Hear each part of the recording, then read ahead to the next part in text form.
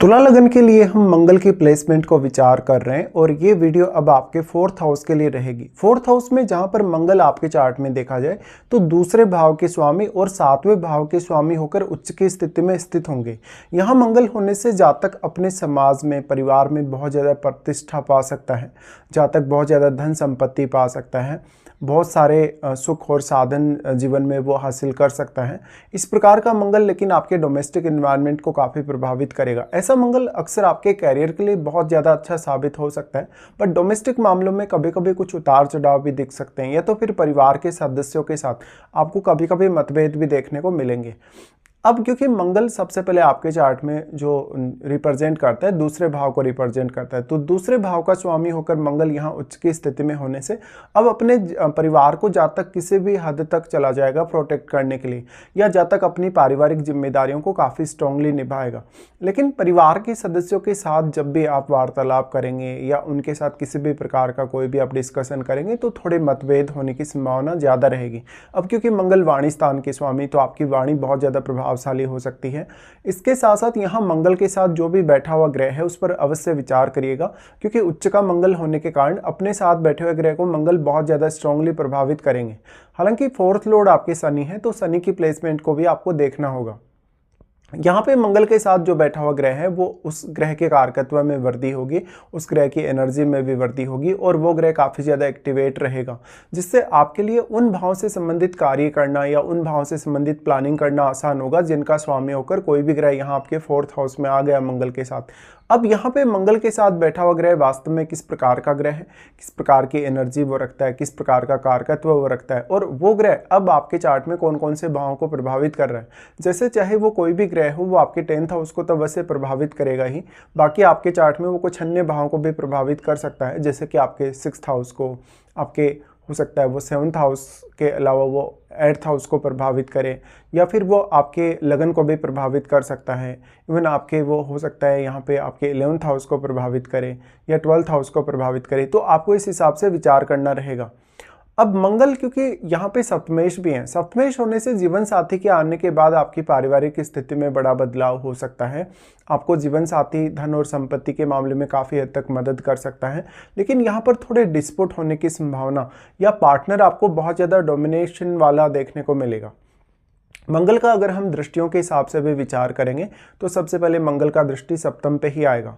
सप्तम पे आएगा तो इस प्रकार का मंगल आपको बहुत ज़्यादा डोमिनेशन देता है दूसरे लोगों पर, लेकिन जीवन साथी के मामले में क्योंकि मंगल अपने स्वयं के घर और अपने मूल त्रिकोण घर पे अपनी दृष्टि डाल रहे हैं, तो जीवन साथी का जो व्यक्तित्व है, उनकी जो पर्सनैलिटी वो काफ़ी प्रभावशाली होगी।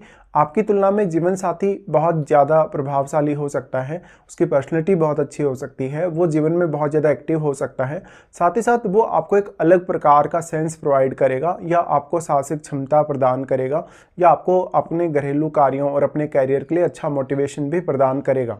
हालांकि सप्तम भाव में बैठे हुए ग्रह पर भी आप अवश्य विचार कर लें। अब जो मंगल का दृष्टि सप्तम भाव पे पड़ रहा है, इस वजह से निश्चित तौर पे आपका किसी से भी कोई पार्टनरशिप होगा, कोई भी प्रकार का बिजनेस करने के लिए भी अगर आप प्लानिंग करेंगे तो वो सारा का सारा आपका प्रभावित होगा।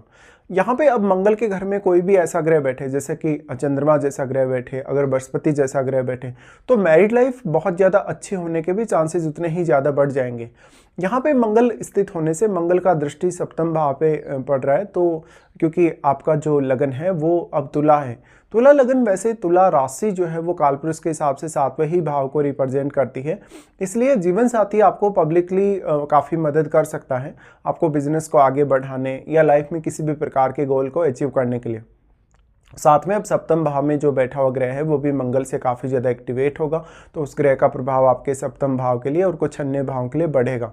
मंगल का उसके बाद प्रभाव आ जाता है आपके 10th हाउस पे। ये जो प्रभाव है मंगल का, ये सबसे ज़्यादा आपके लिए इंपॉर्टेंट माना जाएगा, क्योंकि जितने ज़्यादा प्रभावशाली आप अपने घरेलू मामलों में होंगे, उससे ज़्यादा कहीं प्रभावशाली आप अपने कैरियर में हो सकते हैं। अब क्योंकि मंगल वैसे तो स्वयं उच्च की स्थिति में है, लेकिन वो अपने नीच के घर पे यहाँ प्रभाव डाल रहे हैं, तो वो आपको कैरियर के मामलों में काफ़ी हद तक मदद करने वाले हैं। कभी कभी आपके बॉस के साथ या आपके कलीग्स के साथ आपके रिलेशन जरूर बिगड़ सकते हैं, लेकिन आपको कैरियर में आगे बढ़ने के पर्याप्त अवसर ऐसा मंगल लाएगा।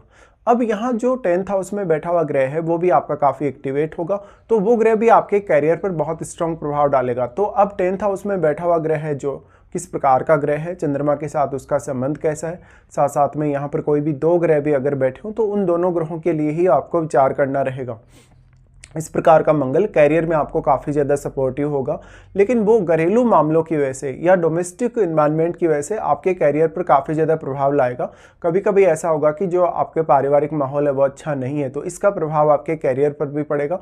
और ऐसा हो सकता है कि अगर पारिवारिक माहौल अच्छा नहीं है, परिवार में आप बहुत ज़्यादा कंफर्टेबली नहीं रह पा रहे, तो आप अपना जो जॉब है उसको भी कंफर्टेबली नहीं कर पाएंगे।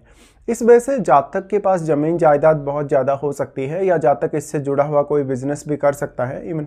लेकिन जातक अपने कैरियर में जितना ज़्यादा स्ट्रांगली वो आत्मविश्वास के साथ सामने आएगा, या जितना ज़्यादा वो डोमिनेंस रखेगा कहीं ना कहीं, उतना ही ज़्यादा जातक की प्रगति होने के चांसेस स्ट्रांग होंगे।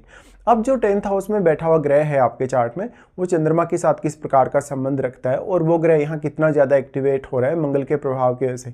मान लो अगर इस प्रकार का मंगल वक्री स्थिति में बैठा हो 4th हाउस में, तो मंगल और भी ज़्यादा प्रभावी तरीके से सामने आ सकता है। इसके साथ साथ मंगल के साथ बैठा हुआ ग्रह भी आपके कैरियर में बहुत मेजर रोल निभाएगा। मंगल का प्रभाव फिर आपके 11th हाउस पे होगा। देखिए, उच्च का होकर मंगल अगर सूर्य के घर पे दृष्टि डाले तो ये बहुत ही अच्छा दृष्टि माना जाएगा आपके लिए। इस प्रकार से मंगल आपकी अपेक्षाओं को बहुत ज़्यादा तेज़ी से बढ़ाने वाला होगा। ये अपेक्षाएं आपके घरेलू मामलों को लेके, कैरियर को लेके, अपने मान सम्मान या अपनी प्रतिष्ठा को लेके हो सकती हैं, बहुत ज़्यादा धन या संपत्ति पाने को लेकर हो सकती हैं।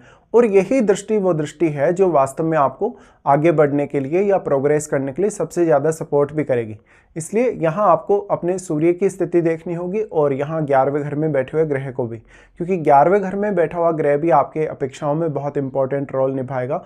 साथ साथ में अब मंगल आपके कितना ज़्यादा प्रभाव यहाँ डाल पा रहे हैं। वास्तव में मंगल आपके 7वें, 10वें और 11वें भाव को आपस में कनेक्ट भी कर रहे हैं यहाँ पे। तो निश्चित तौर पे आपको बिजनेस करना हो चाहे आपको जॉब करना हो, दोनों ही प्रकार के मामलों में मंगल का आपको बेहद सपोर्ट रहेगा। मंगल का दृष्टि 11th हाउस पर होने की वजह से ज़्यादा धन संपत्ति और जो कुछ भी आप अपने जीवन में चाहते हैं या कोई भी पर्टिकुलर गोल या टारगेट लेके अगर आप चल रहे हैं, तो वो सब कुछ आप पाने में सक्षम बनेंगे। मंगल इस प्रकार से आपके डोमिनेंस को बहुत ज़्यादा बढ़ा देता है, आपके प्रभाव को बहुत ज़्यादा स्ट्रॉन्ग दिखाता है। लेकिन यहाँ सबसे बड़ी समस्या आपके लिए ये होगी कि आप अपने आप को मेंटली कभी कभी कंट्रोल नहीं कर पाएंगे। आप कभी कभी किसी भी बात पे बहुत जल्दी प्रतिक्रिया दे देंगे, या तो फिर आपका जो मेंटली जो सेटिस्फेक्शन है वो इतना जल्दी नहीं हो पाएगा। इसलिए आपको ये समस्याएं होंगी। साथ साथ में अगर चंद्रमा स्ट्रॉन्ग नहीं है चार्ट में, या फिर चंद्रमा के लिए किसी अन्य ग्रह का सपोर्ट नहीं है, तो निश्चित तौर पे आपको कंसंट्रेशन बनाने में भी काफ़ी दिक्कतें हो सकती हैं, जिससे आपकी शुरुआती जो पढ़ाई है या शुरुआती जो आपका एनवायरनमेंट है वो काफ़ी प्रभावित हो सकता है।